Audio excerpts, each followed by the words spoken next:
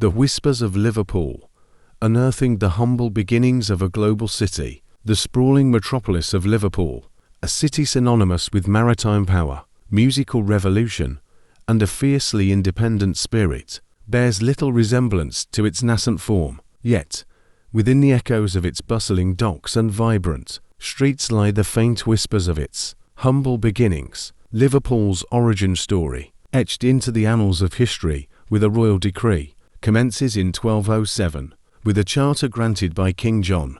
At this juncture, it was not the formidable port that would shape global trade and culture, but rather a modest fishing village, strategically positioned as a crucial point for controlling passage to the enigmatic shores of Ireland. This unassuming settlement, nestled beside the River Mersey, likely derived its name, Liverpool, from the Old English Liverpool, a descriptive term signifying a muddy pool or creek, a testament to the geographical features that characterized its early landscape. This pool or creek, now lost to the urban sprawl, near the lifeblood of the Mersey, served as the initial nucleus around which a future global city would slowly coalesce. For the ensuing centuries, Liverpool remained a relatively small and seemingly insignificant settlement, languishing in the shadow of its more established neighbour, Chester. While Chester boasted Roman roots and a prominent medieval presence, Liverpool slumbered,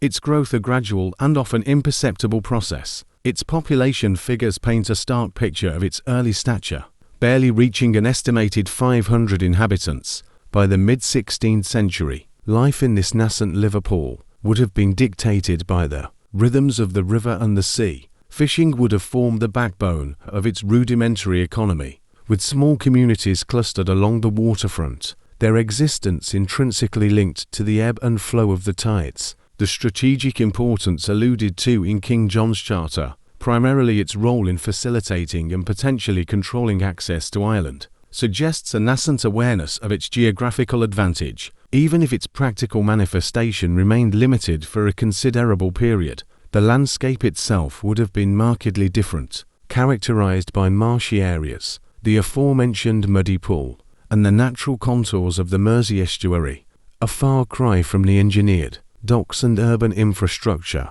that would later define its identity. The relative obscurity of early Liverpool can be attributed to a confluence of factors. Chester, with its rich history as a Roman fortress and a significant medieval port, held considerable sway in the region. Its established trade networks and administrative importance naturally drew resources and attention away from its smaller neighbour.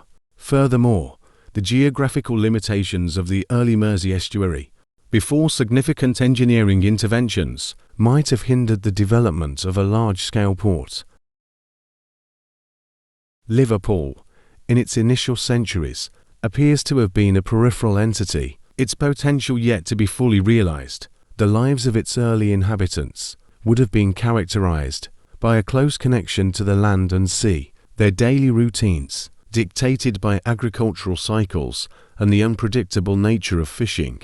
The social structures would have been simple, likely centered around kinship and local governance, a far cry from the complex urban hierarchies that would later emerge. However, within this seemingly unremarkable existence lay the seeds of future greatness, the very geographical attributes that defined its early name and location, its proximity to the Mersey, and its strategic position for Irish trade, would eventually become the catalysts for its dramatic transformation.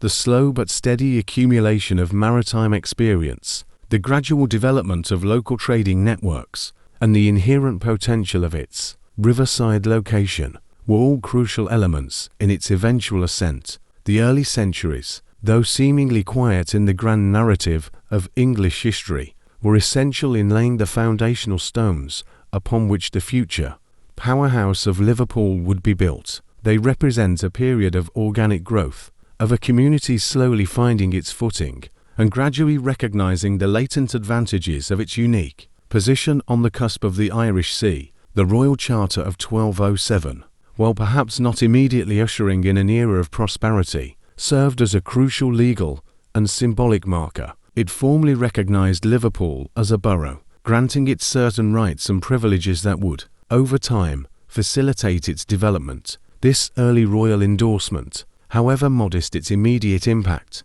provided a framework for future growth and attracted a nascent sense of identity to the fledgling settlement. The very act of bestowing a charter suggests a recognition, however preliminary, of Liverpool's potential, even if that potential would take centuries to fully bloom. The name Liverpool, therefore, carries within it the echoes of its physical origins, the muddy pool by the Mersey, but also the weight of a royal decree that set it on a path, however long and winding, towards becoming a city of global significance. The story of its humble beginnings is a testament to the power of location, the slow accumulation of potential, and the unforeseen transformations that can arise from the most unassuming of origins. It reminds us that even the most formidable of entities often emerge from quiet and seemingly insignificant roots, their true destiny unfolding over time, shaped by a complex interplay of geography.